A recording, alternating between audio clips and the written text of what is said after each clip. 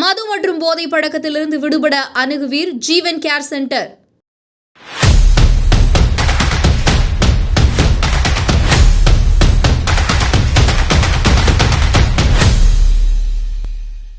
This summer, meet the magical mermaid at VGP Marine Kingdom from April 12th till May 31st, 2024.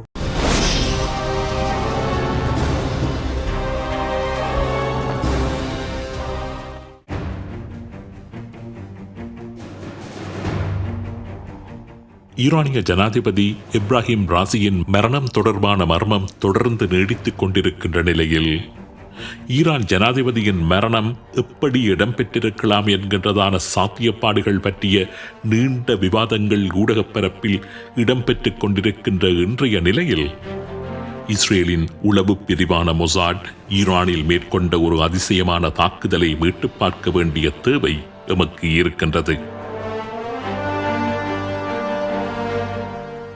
உலக வரலாற்றில் அப்படியான ஒரு தாக்குதல் அதுவரை மேற்கொள்ளப்படவில்லை என்று உலகின் அனைத்து ஆய்வாளர்களும் வியக்கும்படியான ஒரு தாக்குதல் அது.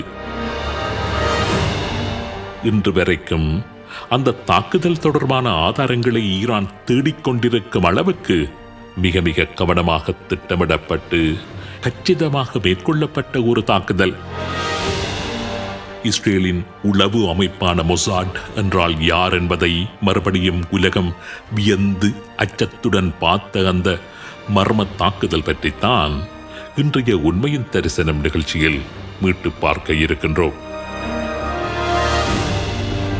ஈரான் ஜனாதிபதியின் மரணம் பற்றிய மர்மம் நீடித்துக் கொண்டிருக்கின்ற இன்றைய சூழலில் இஸ்ரேலின் உளவு அமைப்பின் கரங்கள் எந்த அளவுக்கு வலுவுள்ளவை என்பது பற்றியும் அந்த கரங்கள் எங்கெங்கெல்லாம் நீண்டு எப்படியான காரியங்களை எல்லாம் செய்துவிட வல்லது என்பதை புரிந்து கொள்வதற்காகவும் இன்று நாம் பார்க்க இருக்கின்ற இந்த சம்பவம் ஒரு சிறந்த உதாரணமாக இருக்கும் என்றே நான் நம்புகின்றேன்.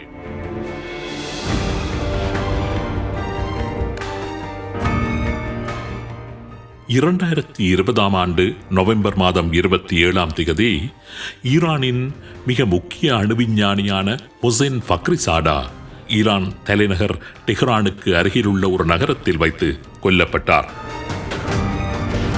முன்னும் பின்னுமாக பாதுகாப்பு வாகனங்கள் புடைசூழ பலத்த பாதுகாப்புடன் அவர் பயணம் செய்து கொண்டிருந்த போது மர்மமான முறையில் மேற்கொள்ளப்பட்ட ஒரு துப்பாக்கி தாக்குதலிலேயே அவர் கொல்லப்பட்டார். உலகின் போரியல் வல்லுநர்களை எல்லாம் அதிர்ச்சிக்குள்ளாக்கி இருந்த அந்த தாக்குதல் பற்றி பார்ப்பதற்கு முன்பதாக மொசைன் ஃபக்ரிசாடா என்பவர் யார் என்றும் இதற்காக அவரை மொசாட் படுகொலை செய்தது என்றும் பார்த்து விடுவோம்.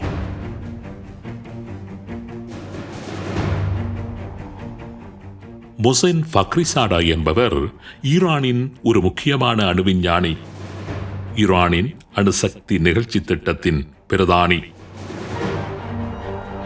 ஈரான் ராணுவத்திற்கு பயன்படுத்துவதற்கான புதிய ஆயுதங்களை கண்டுபிடிக்கின்ற organisation of defensive innovation and research என்கின்ற பிரிவின் தலைவராகவும் ஈரானின் அணு ஆயுதங்களை தயாரிக்கின்ற கிரீன்சால்ட் ப்ராஜெக்ட் என்கின்ற ரகசிய நிகழ்ச்சி திட்டத்தின் தலைவராகவும் பணியாற்றியவர். ஈரானின் வெளியே தெரியாத AMAD ப்ராஜெக்ட் என்கின்ற ரகசிய திட்டத்தின் தலைவராகவும் இவர் பணியாற்றிக் கொண்டிருந்ததாக கூறப்படுகின்றது. அத்தோடு அணுவாயுதங்களை தயாரிக்கும் ஈரானின் expansion of deployment of advance technology என்கின்ற செயற்பிரிவின் தலைவராகவும் இவர் பணியாற்றிக் கொண்டிருந்ததாக தெரிய வருகின்றது. ஆக மொத்தத்தில் ஈரானின் முழு பாதுகாப்பையும் அந்த தேசத்தினது எதிர்காலத்தையும் தனது தோள்களில் சுமந்து கொண்டிருந்த ஒரு மனிதர் தான் இந்த மொசைன் ஃபக்ரிசாடா.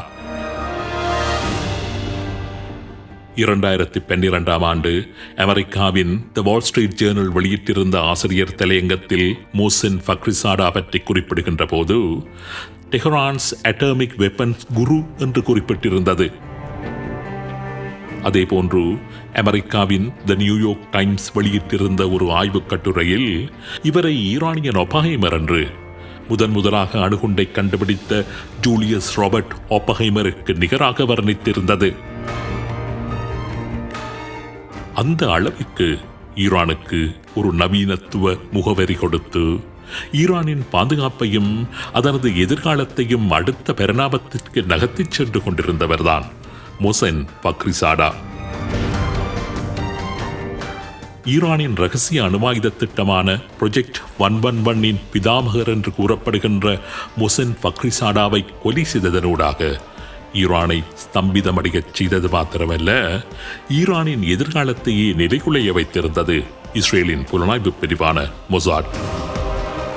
மொசென் ஃபக்ரிசாடாவை மொசாட் படுகொலை செய்தது எப்படி என்பதுதான் இன்றைய காலப்பொழுதில் நாம் கவனத்தில் எடுக்க வேண்டிய முக்கியமான ஒரு விடயம்.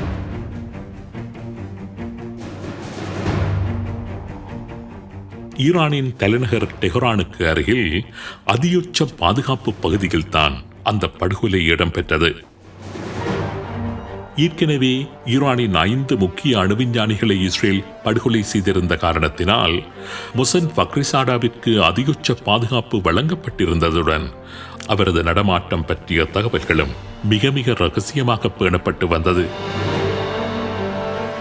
அத்தனையையும் மீறி அவர் மீதான தாக்குதலை மொசாட் எப்படி மேற்கொண்டது என்பதுதான் இன்று வரை புரியாத புதிராக இருக்கின்றது ஈரானுக்கு.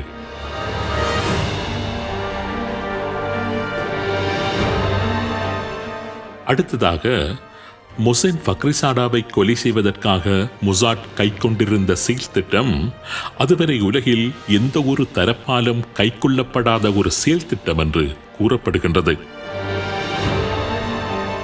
2020 ஆண்டு நவம்பர் மாதம் 27ஆம் தேதி பொதுவாக பரபரப்பாகவே காணப்படுகின்ற அந்த வீதி வெறிச்சோடி காணப்பட்டது. அது கோவிட்-19 உச்சத்தில் இருந்த காலம் என்பதால் வீதிகளில் வாகன நடமாட்டம் பெரிதாக இருக்கவில்லை. குண்டு துளைக்காத தனது வாகனத்தை ஃபக்ரிசாடாவே செலுத்திக் கொண்டிருக்க அருகில் அவரது மனைவி பயணம் செய்து கொண்டிருந்தார். அவரது வாகனத்திற்கு முன்னும் பின்னுமாக 3 பாதுகாப்பு வாகனங்கள் பயணம் செய்து கொண்டிருந்தன.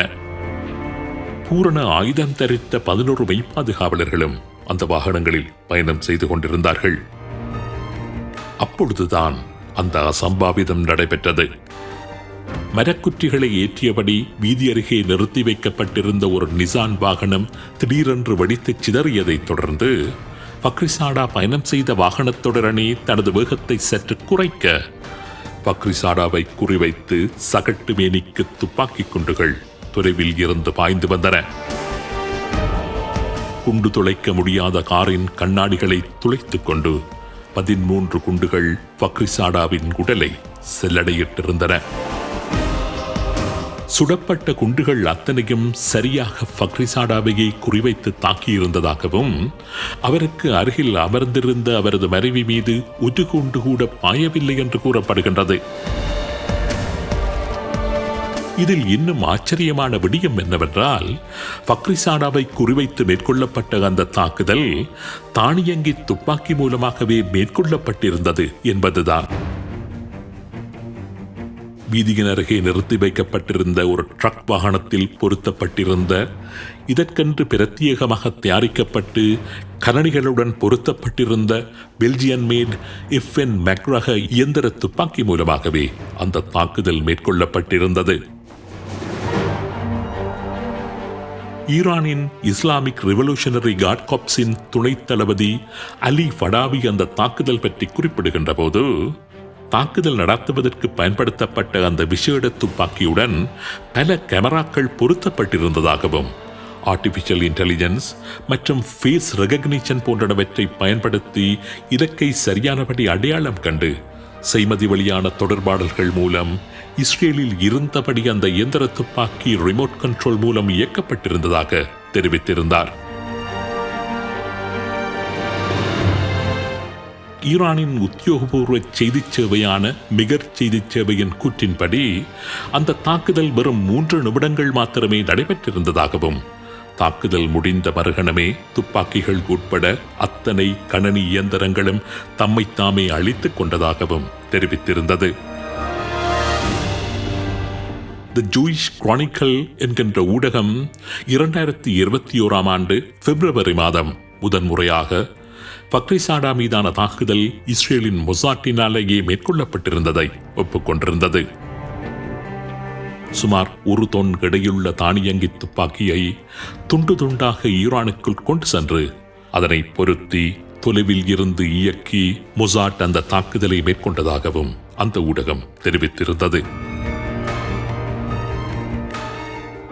இப்பொழுது உங்களுக்கு ஒரு விடயம் புரிந்திருக்கும் என்று நினைக்கின்றேன். ஈரான் ஜனாதிபதியின் மரணம் இடம்பெற்று அந்த மரணம் பற்றிய பல்வேறு சர்ச்சைகள் வாத பிரதிவாதங்கள் இடம்பெற்றுக் கொண்டிருக்கின்ற இன்றைய நிலையில் ஈரானின் முக்கிய அணுவிஞ்ஞானியான ஃபக்ரிசாடா மீதான மொசாட்டின் படுகொலை தாக்குதல் பற்றி இதற்காக இந்த நிகழ்ச்சியில் மீட்டு பார்த்திருந்தோம் என்பது உங்களுக்கு இப்பொழுது விளங்கி இருக்கும் என்று நம்புகின்றேன். லீத்தல் ஆட்டோனமஸ் வெப்பன் சிஸ்டம் என்கின்ற வகை ஆயுதத்தை பாவித்து ஒரு இலக்கை தாக்கி அளிக்க முடியும் என்கின்ற யதார்த்தம் ஃபக்ரிசாடா மீது மொசாட் ஒரு தாக்குதலை மேற்கொள்ளும் வரைக்கும் உலகிற்கு பெரிதாக தெரிந்திருக்கவில்லை. அதேபோன்று ஈரான் ஜனாதிபதியின் மரணத்திற்கு பின்னாலும் உலகம் இதுவரை அறிந்திராத ஆயுத தொழில்நுட்பங்கள் ஏதாவது இருக்கின்றதா என்கின்ற கேள்விக்கு காலம்தான் பதில் சொல்ல வேண்டும்.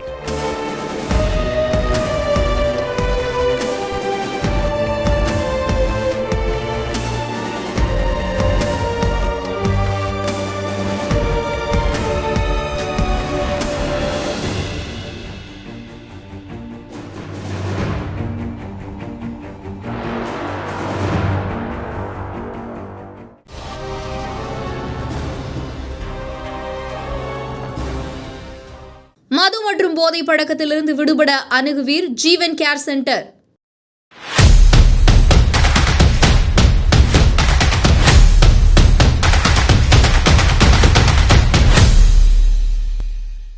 This summer, meet the magical mermaid at VGP Marine Kingdom from April 12th till May 31st, 2024.